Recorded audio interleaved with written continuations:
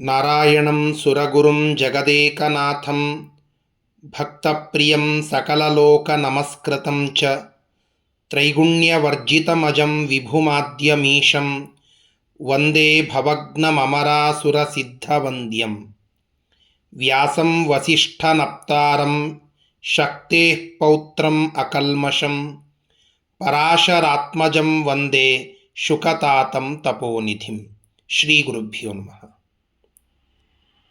ವಿಷ್ಣು ಸಹಸ್ರನಾಮದ ಪೂರ್ವದಲ್ಲಿ ಬರುವಂತಹ ಮಹಾಭಾರತದ ಕೆಲವು ಶ್ಲೋಕಗಳ ಚಿಂತನೆಯಲ್ಲಿ ಇವತ್ತು ಎರಡನೆಯ ಶ್ಲೋಕದ ಚಿಂತನೆಯನ್ನು ನಾವು ಮಾಡಬೇಕು. ಎರಡನೆಯ ಶ್ಲೋಕ ಈ ರೀತಿಯಾಗಿ ಇದೆ. ನಮಃ ಸಮಸ್ತಭೂತಾನಾಂ ಆದಿಭೂತಾಯ ಭೂಭೃತೆ ಅನೇಕರೂಪರೂಪಾಯ ವಿಷ್ಣವೇ ಪ್ರಭವಿಷ್ಣವೇ. ಭಗವಂತನನ್ನು ಸ್ತೋತ್ರ ಮಾಡುವಂತಹ ಎರಡನೆಯ ಶ್ಲೋಕ. ಯಸ್ಯ ಸ್ಮರಣ ಮಾತ್ರೇಣ ಎಂಬುದಾಗಿ ಭಗವಂತನ ಸ್ತೋತ್ರವನ್ನು ಮೊದಲನೆಯ ಶ್ಲೋಕದಲ್ಲಿಯೂ ಮಾಡಲಾಗಿತ್ತು.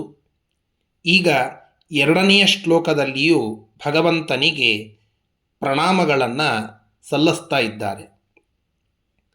ಸಮಸ್ತ ಭೂತಾನಾಂ ಆದಿಭೂತಾಯ, ಎಲ್ಲ ಚರಾಚರ ಪ್ರಾಣಿಗಳಿಗೆ ಆದಿಭೂತನೂ ಅವುಗಳ ಸೃಷ್ಟಿಕರ್ತನೂ ಆಗಿರುವಂತಹ ಭಗವಂತನಿಗೆ, ಭೂಭೃತೆ ಭೂಮಿಯನ್ನು ಧರಿಸಿರುವಂತಹ ಭಗವಂತನಿಗೆ, ಅನೇಕ ರೂಪಾಯ ವಿವಿಧ ರೂಪಗಳನ್ನು ಧಾರಣ ಮಾಡಿ ಅವತಾರ ಮಾಡಿದಂತಹ ಭಗವಂತನಿಗೆ, ಪ್ರಭವಿಷ್ಣವೇ ವಿಷ್ಣವೇ ನಮಃ, ಸಮರ್ಥನಾದಂತಹ ಭಗವಾನ್ ಶ್ರೀ ವಿಷ್ಣು ಪರಮಾತ್ಮನಿಗೆ ನಮಃ ನಮಸ್ಕಾರಗಳು ಎಂಬುದಾಗಿ ಈ ಶ್ಲೋಕದ ಒಂದು ಅರ್ಥ.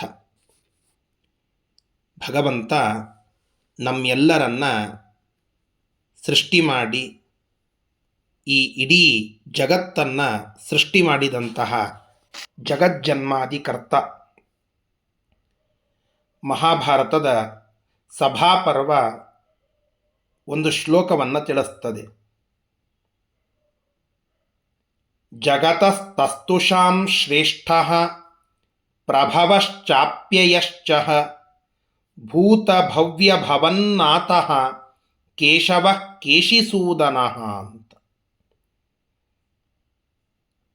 ರಾಜಸೂಯ ಯಾಗದ ಸಿದ್ಧತೆ ನಡೆದಂತಹ ಸಂದರ್ಭದಲ್ಲಿ ಆಡಿದ ಮಾತು. ಭಗವಂತ ಇಲ್ಲೇನು ಕೃಷ್ಣ ಬಂದಿದ್ದಾನಲ್ಲ, ಇವ ಬೇರೆ ಯಾರೂ ಅಲ್ಲ, ಇವನೇ ಜಗಜ್ಜನ್ಮಾದಿಕರ್ತ. ವಿಶ್ವದ ಹುಟ್ಟು ಸಾವು ರಕ್ಷಣೆ ಇದು ಇವನ ಕೈಯಲ್ಲಿ ಇದೆ. ಸಕಲ ಜೀವರು ಹುಟ್ಟಿದ್ದು ಇವನಿಂದ. ಈ ರೀತಿಯಾಗಿ ಭಗವಂತನನ್ನು ಸ್ತೋತ್ರ ಮಾಡುವುದುಂಟು ಮಹಾಭಾರತ.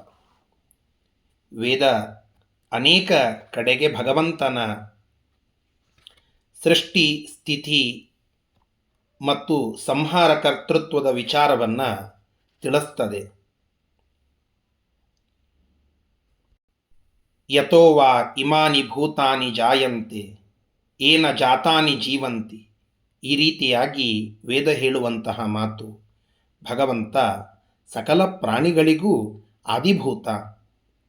ಇಡೀ ಭೂಮಂಡಲವನ್ನು ಧಾರಣ ಮಾಡಿದಂತಹ ಏಕೈಕ ವ್ಯಕ್ತಿ ವಿಷ್ಣು ಪರಮಾತ್ಮ. ಇದೇ ಮುಂದೆ ಬರುವಂತಹ ವಿಷ್ಣು ಸಹಸ್ರನಾಮವನ್ನು ಹೇಳಿದಂತಹ ಭೀಷ್ಮಾಚಾರ್ಯರು ರಾಜಸೂಯ ಯಾಗದ ಸಂದರ್ಭದಲ್ಲಿ ಒಂದು ಪ್ರಸ್ತಾವನೆಯನ್ನು ಇಡುತ್ತಾರೆ. ಆಗ ಒಂದು ದೊಡ್ಡದಾದ ಮಾತನ್ನು ಹೇಳುತ್ತಾರೆ. ಮಹಾಭಾರತದಲ್ಲಿ ಬರ್ತದೆ, ರಾಜಸೂಯ ಯಾಗವನ್ನು ಪಾಂಡವರು ಮಾಡುವ ಸಂದರ್ಭದಲ್ಲಿ ಆ ಯಾಗದ ಪ್ರಾರಂಭದಲ್ಲಿ ಅಗ್ರ ಪೂಜೆಯನ್ನು ಮಾಡಬೇಕು ಅಂತ ಬಂತು. ಯಾರಿಗೆ ಅಗ್ರಪೂಜೆ ಎಂಬುದಾಗಿ ಬಂದಾಗ ಅಲ್ಲಿ ಅನೇಕರಿದ್ದರು. ಹಿರಿಯರು, ವಯೋವೃದ್ಧರು, ಜ್ಞಾನವೃದ್ಧರು, ಹೀಗೆ ಅನೇಕರಿದ್ದರು. ವಯೋಜ್ಯೇಷ್ಠರಾಗಿದ್ದ ಭೀಷ್ಮಾಚಾರ್ಯರೇ ಒಂದು ಮಾತನ್ನು ಆಡುತ್ತಾರೆ. ನಹಿ ಕೇವಲಂ ಅಸ್ಮಾಕಂ ಅಯಂ ಅರ್ಚ್ಯತಮೋಚ್ಯುತಃ ತ್ರಯಾಣಾಮಪಿ ಲೋಕಾನಾಂ ಅರ್ಚನೀಯೋ ಮಹಾಭುಜಃ ಜಗತ್ಸರ್ವಂ ಚ ವಾರ್ಷ್ಣೇಯೇ ನಿಖಿಲೇನ ಪ್ರತಿಷ್ಠಿತಂ ಕೃಷ್ಣ ಏವ ಹಿ ಲೋಕಾನಾಂ ಉತ್ಪತ್ತಿರಪಿ ಚಾವ್ಯಯಃ ಕೃಷ್ಣಸ್ಯ ಹಿ ಕೃತೆ ವಿಶ್ವಂ ಇದಂ ಭೂತಂ ಚರಾಚರಂ. ಕೃಷ್ಣನಿಗೇನೆ ಅಗ್ರಪೂಜೆಯಾಗಬೇಕು. ಯಾಕೆ?